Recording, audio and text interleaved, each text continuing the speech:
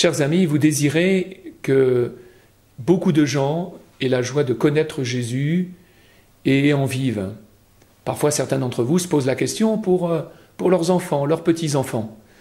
Eh bien, en vous proposant de vivre une démarche en synode, je vous apporte un élément de réponse. Nous allons nous mettre en route ensemble pour porter la joie de l'Évangile autour de nous. Le Concile Vatican II dit « Les joies et les peines de nos contemporains, des pauvres surtout, doivent trouver écho dans nos cœurs. » Mais ensuite, il est dit dans le cœur des chrétiens, rassemblés dans le Christ, conduits par l'Esprit et porteurs d'une bonne nouvelle de salut qu'il leur faut proposer à tous. C'est parce que nous voulons prendre cela au sérieux que nous nous lançons dans un synode. Synode, ça veut dire marche ensemble, ça veut dire un élan renouvelé pour notre diocèse. Et nous allons nous y prendre à travers deux grandes étapes.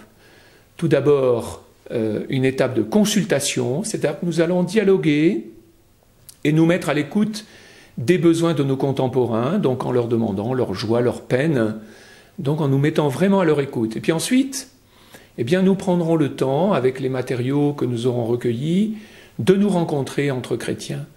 Voilà. Souvent, je m'en aperçois en visitant notre diocèse, beaucoup de chrétiens se retrouvent avec ceux qui pensent comme eux, qui sont un peu du même milieu.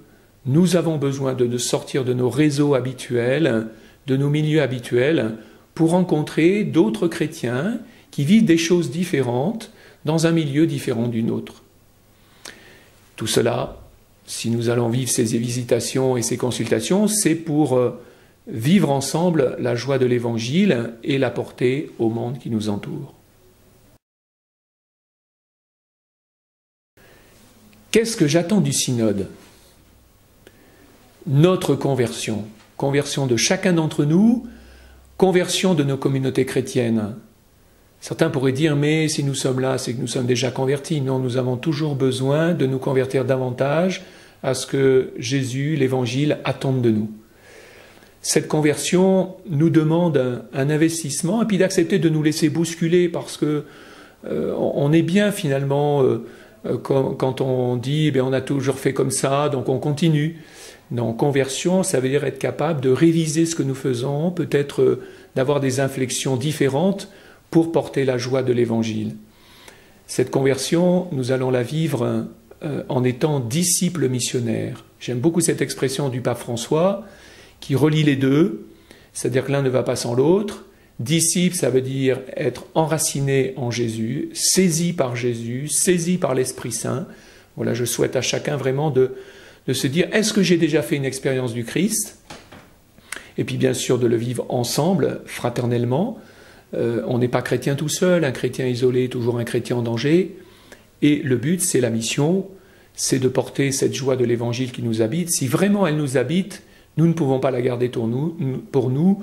Nous devons être dans l'attitude des disciples d'Emmaüs qui avaient le cœur tout brûlant et qui en pleine nuit, alors qu'ils avaient déjà des dizaines de kilomètres dans les pattes, sont retournés à Jérusalem pour partager aux apôtres la joie qu'ils avaient d'avoir rencontré le Christ ressuscité. Et puis, il y a un élément qui me semble très important pour la conversion de nos communautés, c'est l'accueil des personnes blessées et en souffrance. C'est-à-dire que si vraiment nous mettons au premier plan de la vie de nos communautés les personnes en précarité, alors malades, handicapées, blessés de la vie, par exemple chômeurs, personnes en grande difficulté matérielle, blessés aussi par l'Église. Alors à ce moment-là, nous sommes sûrs que nos communautés se renouvelleront. Mais souvent, ces personnes n'ont pas la place qu'elles mériteraient dans nos communautés. On veut bien les accueillir, mais enfin pas trop quand même. Est-ce que nous sommes capables de repartir de ces personnes pour réinventer nos communautés? Et puis bien sûr, j'y joins deux autres catégories, les 16-29 ans, donc c'est assez ciblé donc dans les jeunes générations, et puis les néophytes. Voilà, ces personnes qu'on n'attendait pas, qui un jour ont demandé et reçu le baptême dans l'Église, hein, alors qu'ils étaient déjà adultes, ou se sont remis en route vers un sacrement comme la première communion ou la confirmation. Nos communautés doivent se réinventer à partir de ces catégories, et donc mon espérance, c'est que dans toute la démarche synodale, eh bien, ces personnes aient toujours une place prioritaire dans nos cœurs et dans toutes nos actions.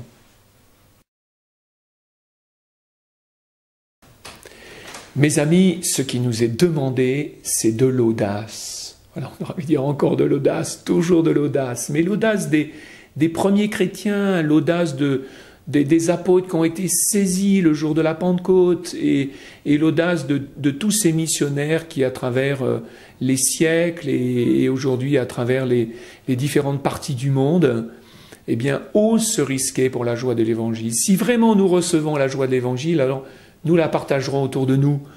Donc, en avant, en synode, Dieu compte sur nous.